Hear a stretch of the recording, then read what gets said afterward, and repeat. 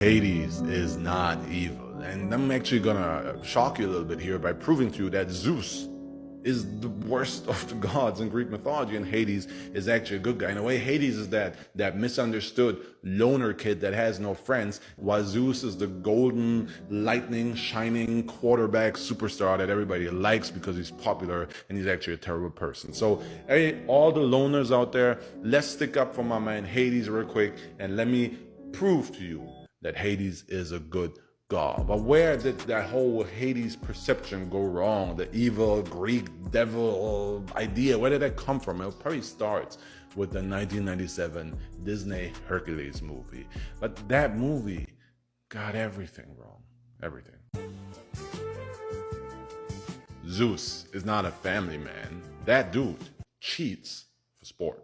Hera is certainly not Hercules' loving mother because Hercules is one of Zeus' illegitimate children and Hera hates Hercules' guts. And by the way, the movie shouldn't have even been called Hercules in the first place because Hercules is the son of Jupiter, the Roman version of the Greek Heracles, who is the son of Zeus. And lastly, yeah, Hades is not a blue, evil, angry little flame head. Sure, he rules the underworld, but the Greek underworld is not just a bad place.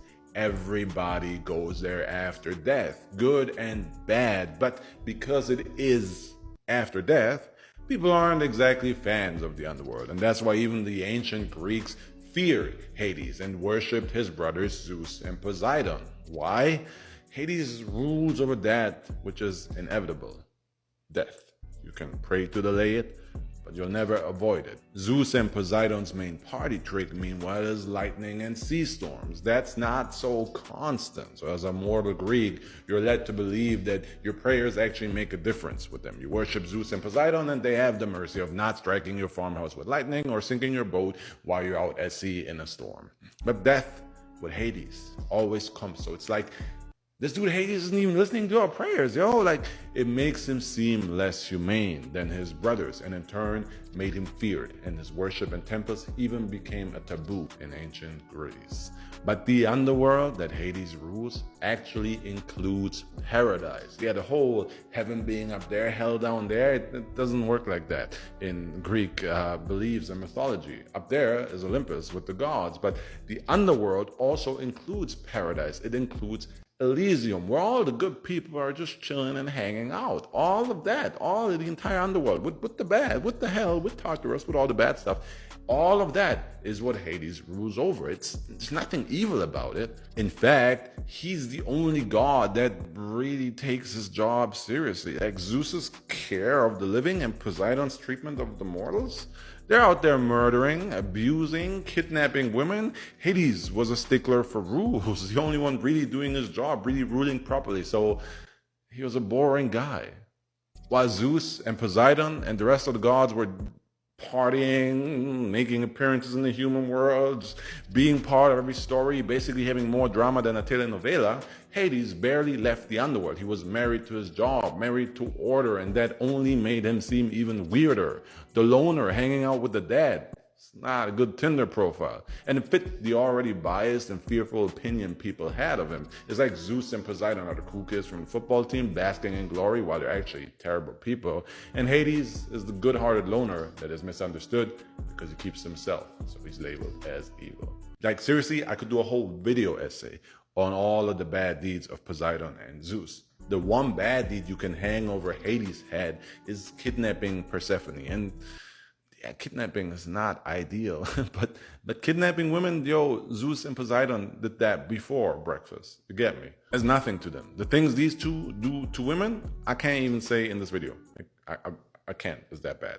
But if the unpopular, weird underworld dude who hangs out with the dead and never listens to prayers and lets everyone die anyway, if that guy kidnaps somebody, yeah, he's the bad guy. You know, you gotta understand.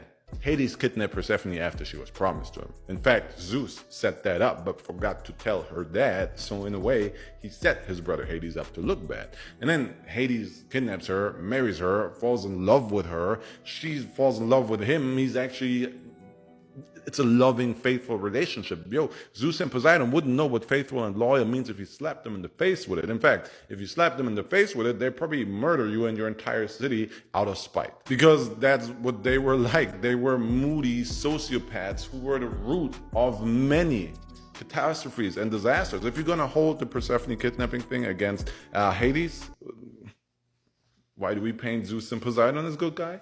I don't understand, because it's much, much worse what they got up to. And they have no empathy for mortals, never did, yet always meddled with them. And Hades is the guy who actually has empathy for them, and that's why he kept away. And the whole idea of him being the devil, modern thinking.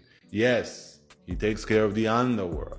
But again, that doesn't only include hell, but also paradise, heaven, and anything in between, a realm where all dead go. And in fact, the Greek underworld is actually so interesting and varied and layered that maybe I should do a whole video just on that. Let me know if you want that, but for now, hey, I had to clear Hades' name.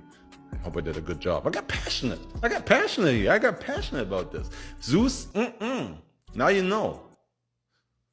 I'm worried that I'm going to be struck by lightning now, I'm not gonna lie.